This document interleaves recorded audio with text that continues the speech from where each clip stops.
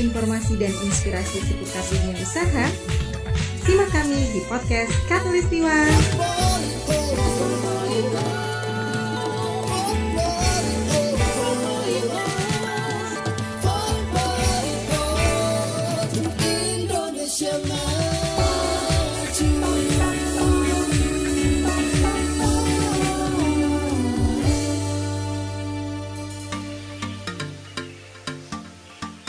Assalamualaikum sahabat senior, salam hangat dari Khatulistiwa. Welcome to the very first edition of podcastnya Bank Indonesia Kalimantan Barat bersama saya Mary. Saya Wawan. This is Podcast Khatulistiwa 4.0 untuk Indonesia Maju.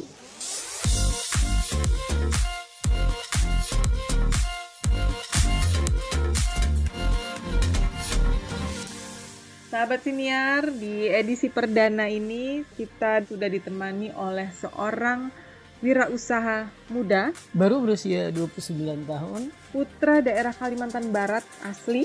Mungkin banyak yang belum mengenal sosoknya, tapi Produknya sudah sangat dikenal di seluruh penjuru Kalimantan Barat. iya, Siapa bang?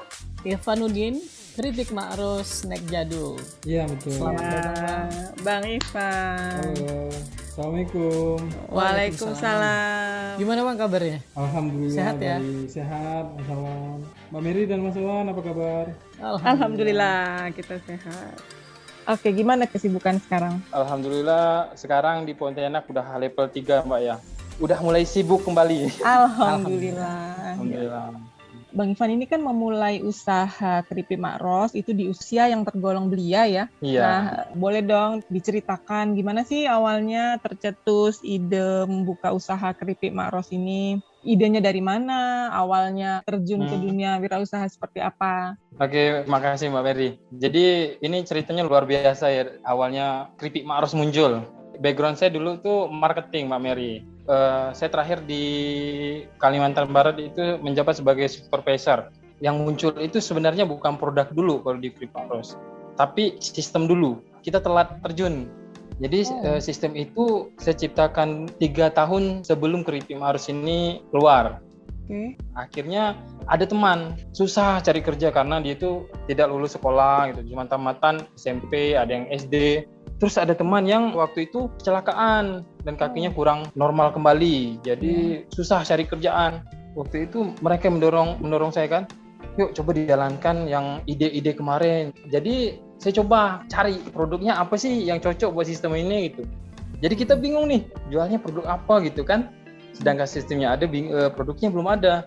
Iya. Jadi waktu itu ada adik sepupu ngantarkan keripik ubi. Nah, kayaknya ini prospek nih keripik. Waktu itu saya coba buat sendiri. Ternyata buat sendiri gagal. Ubinya keras. Nah, terus belajar lagi otodidak kan, kita cari di YouTube, cari di Google cara menggoreng yang baik gitu kan. Akhirnya ketemu nih, keripiknya udah lembut. Terus coba kita mixing dengan bumbu, ternyata daya tahannya itu cuma 2 jam. Setelah 2 jam, keripiknya kata orang Pontianak tuh lemau. Semau. Mau ya? Kata orang Pontianak itu lemau, jadi cuma bertahan 2 jam. Ini gimana supaya bisa dijual kan kalau cuma bertahan 2 jam? Betul. Akhirnya kita tanya orang-orang tua kita gitu kan. Ternyata kadar airnya masih ada di bumbu. Pelan-pelan diperbaiki, akhirnya ketemulah produk yang sempurna. Nah, terus udah jadi produknya, kita tes pasar tuh. Kita awalnya tes pasarnya itu di toko retail, di toko tradisional. Itu kita jualan yang kemasan 1.000. Waktu itu kita pakai sistem namanya itu sistem canvassing. Belum direct selling dulu. Ya, okay. Kita nganpas dengan satu sales. Jadi waktu itu kami berdua ngampas tuh. Dengan produk tradisional kita pede dengan jual cash gitu. Nah, ternyata agak susah gitu kan. Ada toko yang mau mengambil cash, ada yang enggak. Nah, toko yang tidak mau ini, strategi terakhir kami ya konsinyasi. Nah, ternyata setelah 2 minggu produk kita tuh banyak permintaan. Baru disimpan, ternyata 2 hari udah habis. Ada yang 1 minggu udah habis. Nah, akhirnya dengan banyaknya permintaan kita nambah karyawan, bagian produksi, terus nambah di bagian sales. Terus kita jalankan tuh strategi kedua, yaitu direct selling. Nah, direct selling ini awalnya kita pakai kayak model SPG gitu Pak. Dulu itu tujuannya cuma ke warung kopi, sama dengan SPG rokok. Jadi saingan kita dulu dengan SPG rokok. Awalnya itu kita rekrut sekitar 4 orang SPG. Waktu itu kita niatnya cuma naikkan brand, mau meningkatkan credit demand kan, buang biaya promosi lah istilahnya, biarpun itu belum tercatat kan. Jadi waktu itu kita bayarnya per hari, jadi perharinya itu sekitar 150.000 per orang. Ternyata jualan 50 bungkus itu cuma hitungan jam dengan sistem direct selling. Berarti kan pasarnya luar biasa nih, luar biasa. Ya. Padahal dengan kemasan yang tradisional kan, dengan kemasan plastik biasa, stiker biasa, itu kita bisa jual dengan sistem direct selling bisa habis 50 bungkus. Wow. Nah waktu itu di minggu-minggu pertama kita pakai dengan sistem SPG, ternyata viral tuh. Bahasa sekarang kan viral tuh, viral. Iya. Viral. Keripik itu keripik pakai SPG, itu keripik pakai SPG gitu kan. Ini keripik Ubi sombong amat ya. Keren gitu kan. Waktu itu jadi perbincangan. Habis itu kita rekrut orang tuh.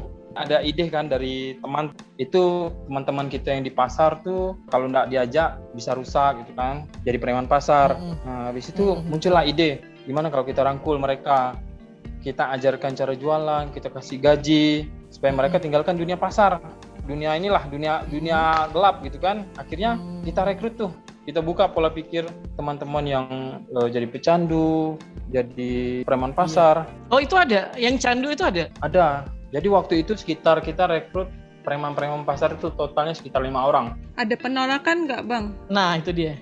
Ada yang nolak, ada juga yang tertarik. Nah waktu itu yang tertarik 5 orang tuh. Kita buka pola pikirnya, mereka pun dalam hati kecilnya pengen berubah. Terus di training, mereka ke lapangan selama 3 hari kalau dulu. Jadi diajarkan langsung jualan. Waktu itu mereka kendalanya belum punya kendaraan. Jadi waktu itu saya belikan tuh motor yang murah lah. Yang penting mereka mau bekerja gitu kan. Sampai ke situ, sampai dibeliin kendaraan belikan. Ya. Itu tapi dipinjemin istilahnya. Dipinjam. Oke. Waktu itu kita beli sekitar 3 kendaraan, yang 2-nya punya kendaraan. Jadi kita beli, terus dikasih pinjam lah tuh dipakai jualan. Alhamdulillah beberapa ada yang berhasil, sekitar 2 orang berhasil dan 2 orang lari. Bawa setoran dan motor. Serius? Saya mau nanya. Serius itu? Serius. Sampai hari ini? Sampai hari ini masih ada yang berhasil. 1 orang. Nggak, maksudnya itu motor sama tagihan tuh udah raib gitu? Udah, motornya kembali. Motornya kembali. Waktu itu. Terus orangnya nggak lanjut? Waktu yang lari motor sama lariin duit setoran itu udah nggak lanjut. Tinggal 2 orang, akhirnya satunya bagus dan kerja di tempat lain, alhamdulillah dapat kerjaan lebih bagus. Dan satunya sampai sekarang sudah bisa kredit motor sendiri, beli HP sendiri, dan berubah. Sampai waktu itu salah satu sales yang sangat berubah itu kan balik rumah tiba-tiba bawa motor. Orang tuanya datang ke rumah, ini betul nggak motornya si anak? Takutnya orang tuanya itu kan dia maling motor gitu kan, nggak percaya. Jadi sampai orang tuanya datang nangis gitu kan, bersyukur anaknya bisa berubah. Sampai sekarang masih bekerja? Sampai sekarang. Oh ikut sampai sekarang? Sampai sekarang masih bekerja. Alhamdulillah ada kepuasan tersendiri lah. Tapi kan capek. Iya betul. Berapa lama itu Bang Ivan? Tadi kan Bang Ivan bilang dari awal tuh bangun sistem dulu 3 tahun. Kemudian mulai ngumpulin temen, terus nyoba resep sampai salah-salah, trial dan error ya, berarti nyoba salah sampai akhirnya ke titik viral tadi itu. Jadi menemukan strategi, oh yang ini deh yang cocok buat bisnisku. Jadi pakai direct selling, pakai SPG dengan sistem yang akhirnya berhasil. Itu berapa lama tuh Bang? Itu sekitar 6 bulan. 6 bulan sampai akhirnya nemu yang cocok itu ya? Iya. Terus setelah 6 bulan itu kita buka loker sekitar gaji pokoknya 1,2. Tahun berapa itu viral itu Bang? Tuh. Itu tahun 2017 akhir. 2018 awal itu kita buka loker dan alhamdulillah langsung sekitar, kalau nggak salah sekitar 20-an orang langsung. Itu mereka tertarik dengan gaji pokok tadi yang 1,2 juta itu iya. Ya? Untuk di awal gaji pokoknya waktu tahun 2018 awal itu 1,2 dengan bonus penjualan. Persyaratan untuk menjadi tenaga kerja di situ Bang? Waktu itu syarat kita yang penting mau bekerja, ada kendaraan, dan bisa berhitung lah. Kalau usia? Kalau usia kita minimal ya standar inilah, mereka memiliki KTP gitu. Terus ngelampirin KTP sama kakak. Karena jadi kan kalau mereka ngelarikin uang setoran, ada bisa jaga keluarganya rumahnya. kita tahu. Bener. Saya tadi tertarik dengan persyaratan sales. Lowongan persyaratan sales itu memang tidak ada mencantumkan minimal latar belakang pendidikan ya Bang Ivan? Iya, nggak ada. Karena sampai sekarang yang saya tekankan itu kita itu development bisnis. Jadi bukan sekedar mereka ambil barang terus jualan, tapi kita diajarkan ke lapangan, bahkan dari bahasa tubuh, dari mimik muka, membuka tester, menyimpan tas produk, sampai meletakkan produk di atas meja itu kita ajarkan. Detail ya, sampai detailnya ya. Iya. Jadi nggak ada syarat latar belakang pendidikan, terus segala macam background Bang Ivan mau terima, diajarin sampai detail. Terus Betul. ada mengalami kasus-kasus yang sampai dilariin uang juga ya. Iya. Benar. Itu kenapa sih Bang Ivan kalau boleh tahu kok mau gitu Bang Ivan? Saya tuh prihatin dengan teman-teman. Mereka tuh pada ngeluh. Mereka udah buat lamaran kerja di beberapa tempat, tetap tidak ada panggilan. Terus akhirnya ngumpul di pasar. Ini kalau mereka nggak kerja kan takutnya ya rusak, jadi makin rusak gitu kan. Akhirnya inisiatif saya itu udah kita rangkul, mudah-mudahan mereka bisa berubah. Ternyata waktu ada hasil tuh kan, ada kepuasan tersendiri gitu. Wah, ini anak bisa berubah dengan modal keripik gitu, dan tanpa biaya yang besar kita bisa merubah orang gitu. Jadi awalnya pecandu jadi normal kembali. Itu punya kepuasan tersendiri, Mbak. Iya bener ya. Ada nggak cerita-cerita salesnya itu yang unik, mungkin yang sedih atau yang apa gitu loh? Kadang dia laporan ke kita gitu loh, Pak ditolak Pak. Pak dikejar anjing Pak gitu misalnya. Ada nggak sih? Sering kejadian itu. Jadi sales kita tuh kata awalnya kan, permisi Pak, Ibu, mohon maaf mengganggu waktunya sebentar. Jadi kita minta maaf dulu, karena sales kita itu memang mengganggu orang-orang gitu, mengganggu orang makan, mengganggu orang ngobrol. Jadi biasanya kan memang ada orang merasa terganggu gitu. Jadi ada yang biasanya dibentak-bentak, dimarah-marah. Dan alhamdulillah sales kita itu tetap profesional, tetap tersenyum, bahkan mendoakan mereka. Walaupun setelah mereka mendoakan, mereka nangis di belakang KP gitu kan. Oh iya ada itu. Iya, habis itu mereka nelpon minta kembalikan semangat, ya kembalikan mentalnya. Oh, kirain kembalikan ke orang tuanya. Kirain sama. Terus ada nggak yang kalau itu kan tadi sedihnya itu sampai minta pulangin ke rumah orang tuanya gitu kan. Kalau yang senengnya ada nggak sih gitu?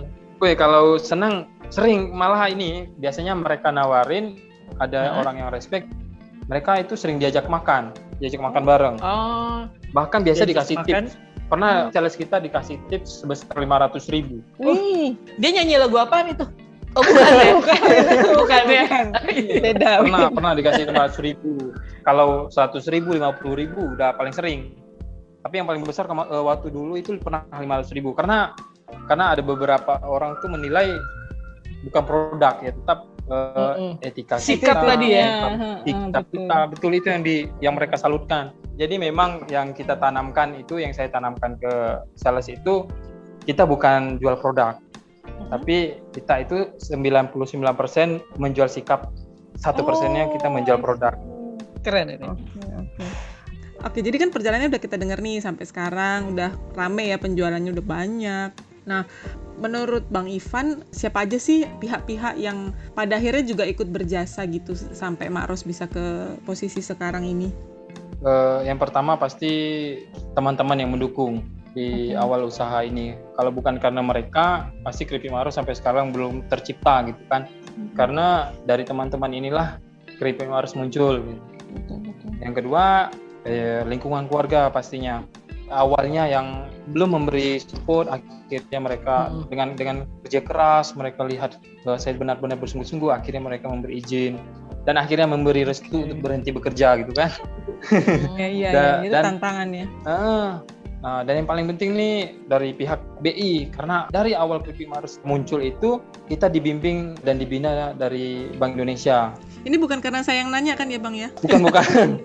Tapi ini Karena bagian yang menarik nih Mer. Oh iya. Bagian yang menarik. Karena serius Pak, jadi dari awal itu saya kan backgroundnya betul-betul marketing murni.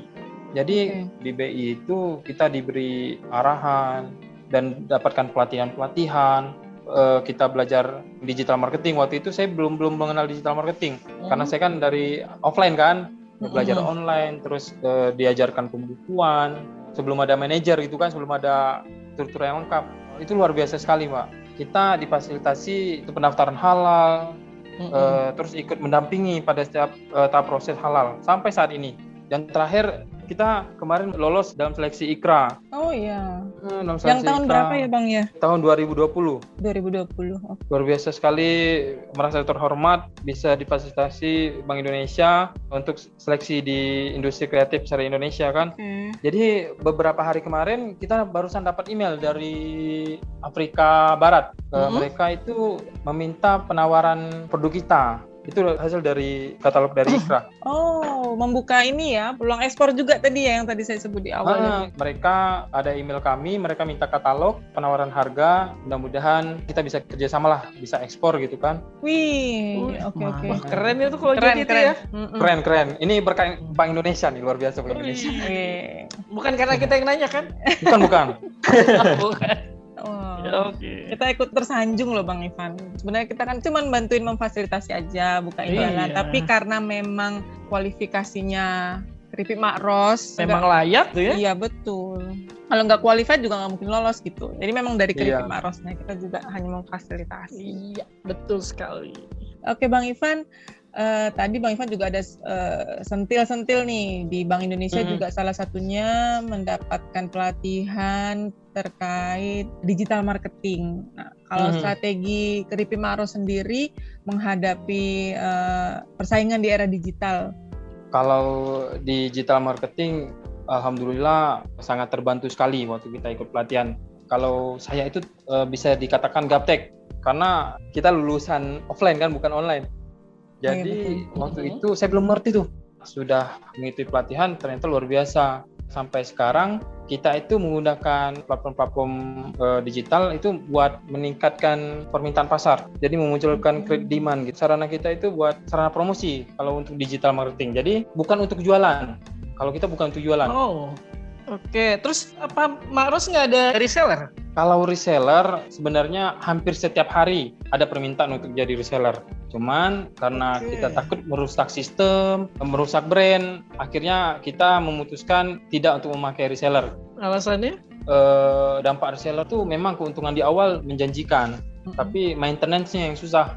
Jadi strategi kita ya buka cabang dengan sistem yang sekarang. Emang sudah ada cabang? Rencananya sih tahun ini itu kita buka 3 cabang. Pertama ke Tapang, kedua Singkawang, dan ketiga ke Sintang. Mudah-mudahan kita bisa buka di seluruh Indonesia lah, Mas Wawan sama Mbak Mary. Doakan nih, minta doa. Amin. Dari Bank Indonesia, mudah-mudahan kita bisa buka cabang di seluruh Indonesia. Amin. Artinya gini ya, begitu ada buka cabang, sistem kita tetap direct selling, seperti itu? Rencananya kita direct selling bakalan tetap berjalan. Dan nanti di tahun depan, di tahun 2022, insya Allah kita sudah ready ke retail. Ngerambah retail juga ya. Oke Bang Ivan, kalau ini, kita kan sama-sama ya dari tahun lalu, udah hampir 2 tahun ya kita menghadapi pandemi. Kalau strateginya menghadapi kondisi pandemi ini gimana Bang? Ya strategi kita waktu terdampak COVID, kita mutar otak tuh, waktu itu pusing sekali. Itu awalnya cuma pemberlakuan jam malam sampai jam 9 malam. Kita masih ada strategi kan. Akhirnya waktu itu muncul PPKM kan namanya kan tahun lalu ya. Tahun lalu PSBB benar. Semuanya ditutup. Jadi waktu itu kita berdampak sekali sampai penurunan omset sekitar 80%. Dan alhamdulillah 80%. Alhamdulillahnya kita sampai saat ini belum pernah dari awal COVID sampai sekarang itu belum pernah kita memecat karyawan atau memotong gaji karyawan. Alhamdulillah. Jadi waktu itu strateginya kita sistemnya door to door tuh dengan protokol kesehatan. Oke, artinya kemarin pangsa pasarnya mereka itu ke tempat-tempat makan ya? Awalnya ke tempat makan, ke kafe, ke instansi-instansi. Dan tidak door to door? Tidak door to door. Itu sampai anak-anak itu door to door sampai keluar kota. sampai ke, kalau di sini itu sampai ke Kakap, ke Alas Kabupaten Kusuma. Kuburaya ya. Nah, Kabupaten Kuburaya, pinggiran-pinggiran Pontianak. Alhamdulillah waktu itu kita mampu bertahan, dan cobaan kedua PPKM kemarin. Yang kemarin nih barusan ya. Ya, barusan. Alhamdulillah kita mampu bertahan, dan pada saat ini kita tetap open locker. Oh, tetap dibuka. Masih dibuka ya. Masih. Sekarang itu banyak pemecatan. Rata-rata karyawan-karyawan baru iya, bener, kami bener, di sini itu akibat PHK korban COVID. Jadi sekarang itu total karyawan kami sekitar 60-an orang. Di saat usaha-usaha yang lain itu lagi pemutusan, di Keripik Maros justru menerima ya. Menerima. Iya, menerima. Ini emang dasar Bang Ivan ya, rasa ibanya tinggi, Mer. Jiwa sosialnya tinggi. Nggak boleh lihat orang nganggur gitu. Ya. Oh iya benar. Terus gini Bang Ivan, dari tadi kan kita ngobrol tuh, kalau salesnya banyak, penjualannya oke, sempat turun 80% pada saat pandemi. Nah, saya mau tanya nih, rata-rata penjualan waktu sebelum pandemi itu berapa sih? Kalau sebelum pandemi itu kita per bulan itu sekitar 25.000 bungkus sampai 30.000 bungkus. Per bulan? 25.000, iya. Perkaliannya 10.000. Untuk omsetnya Rp10.000 ya per bungkus. Artinya kalau omsetnya berapa itu? Hitung sendiri deh. Udah dikasih kunci Bang Wawan. 10.000, iya. Mer, kita sebutin aja Mer ya, biar teman-teman denger tuh, wah keripik doang bisa punya penghasilan kayak gitu.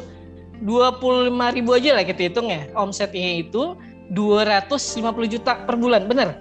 Betul kan? Iya. Tinggal betul, kali 12, setahunnya berapa? Luar biasa. Alhamdulillah, Mas Wawan.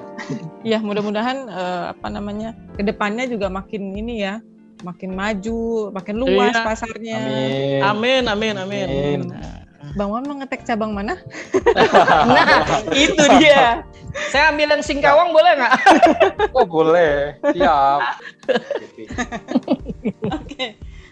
Nah, Bang Ivan, selain target penjualan dan target buka cabang, ada target lain nggak yang menurut Bang Ivan itu merupakan suatu pencapaian Keripik Maros? Kalau kita alhamdulillah pada sampai saat ini kita Keripik Maros dapat mengeluarkan CSR untuk bantuan di lingkungan, terutama di lingkungan masjid. Terus ada beberapa rumah tetangga yang kebakaran, terus anak-anak yang membutuhkan peralatan sekolah. Itu alhamdulillah dari Keripik Maros bisa membantu. Yang paling seru menurut saya itu kita ada pembinaan anak-anak usia dini untuk futsal. Oh, ada binaan futsalnya juga. Iya, dari SMP itu sampai SMA. Dan mereka jika tamat sekolah bisa langsung bekerja di Keripik Maros tanpa seleksi ya. Luar biasa. Ini luar biasa juga nih. Keripik Maros kan hitungannya ya masih skalanya UMKM ya, tapi sudah bisa menyalurkan CSR juga. Kemudian ada bantuan membina anak-anak futsal. Ikut-ikutin lomba juga ya Bang berarti? Iya, ikut lomba. Alhamdulillah kita belum pernah juara. belum. Alhamdulillah. Disyukuri semuanya. Disyukuri. Oke, terakhir mungkin apakah ada prinsip atau moto yang dipegang oleh Keripik Maros yang mungkin bisa di-share buat sahabat siniar semua biar jadi inspirasi juga, Bang Ivan? Kita di sini ada moto namanya 3I. 3I. I pertama itu iman, kedua itu ikhtiar, yang ketiga itu ikhlas. Jadi ikhtiar, ikhlas. Jadi yang pertama kita harus yakin apa yang kita perbuat itu baik, yang kita percaya Tuhan itu akan memberikan kita yang terbaik buat kita. Terus yang kedua itu ikhtiar. Ya selain kita berprasangka baik, ya kita harus berusaha dan berdoa dengan bersungguh-sungguh. Nah yang ketiga ya apapun hasilnya ya harus kita ikhlaskan. Karena apapun hasilnya ya kita kembalikan. Tuhan pasti akan memberikan kita yang terbaik buat kita. Kayaknya motonya itu sekalian tips sih. Iya. Bisa soalnya mencerminkan bener gitu. Nah terus kalau ada ini nggak? Ada tips khusus nggak? Kalau untuk teman-teman UMKM nih? Kalau tips khusus, kalau saya sih jangan pernah terlalu banyak rencana, jangan terlalu banyak plan. Jadi anak-anak muda Jangan sekarang itu terlalu banyak plan. planning. Oke. Planning keripik Ma'ruf saja bertahan dibekukan selama 3 tahun kan. Coba dimulai dari tahun pertama. Kan bakal lebih maju dari sekarang. Jadi untuk kawan-kawan yang lain, UMKM yang lain, jangan terlalu takut, jangan terlalu banyak memikirkan resiko, memikirkan rencana. Jadi ada ide apa yang dipikirkan, dah langsung bergerak, jalankan, apapun hasilnya, ya itu kita jadikan pembelajaran, kita jadikan bahan evaluasi yang membuat kita lebih baik buat kedepannya. Itu Mbak Mary dan Mas Wawan. Wih, oke. Ya, mantap sekali ini ngobrol-ngobrol kita dengan Bang Ivan. Luar biasa mantap. Jangan lupa iman, ikhtiar, dan ikhlas. Mantap. Betul ya Bang Ivan ya? Betul. Terus satu lagi, Mer. Ya. 99% sikap, 1%-nya produk. Ya, itu yang Kunci kita menjual. Ya, betul. Ini mantap nih. Jadi bisa dijadikan pegangan buat sahabat siniar semua yang mau meniru langkah suksesnya Bang Ivan dengan keripik Ma'rosnya. Oke. Baik, Bang Ivan, kita terima kasih banyak. Bang Ivan sudah mau meluangkan waktunya bersama kami di sini. Sharing ilmunya juga ya Bang Wawan ya, betul ya? Benar. Oke, sehat dan sukses selalu Bang Ivan bersama keripik Ma'rosnya. Semoga semua mimpi-mimpi keripik Ma'rosnya tercapai semua. Betul, semoga langkah kedepannya juga makin bagus ya kan. Dan semakin dilancarkanlah usahanya. Amin. Cabang-cabangnya dapat semua, Mer ya. Iya, Bang Wawan cabang mana? Ya, itu dia. Oke. Sampai berjumpa lagi Bang Ivan, sehat dan sukses selalu. Sukses selalu Bang Ivan. Sukses juga buat Mbak Mary dan Mas Wawan. Amin. Assalamualaikum. Waalaikumsalam.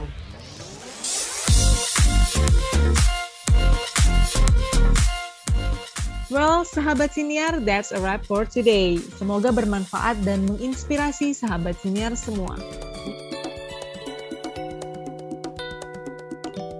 It's time to go. Thanks for listening. Tetap jaga protokol kesehatan. Keep inspiring. Kami pamit. Wassalamualaikum.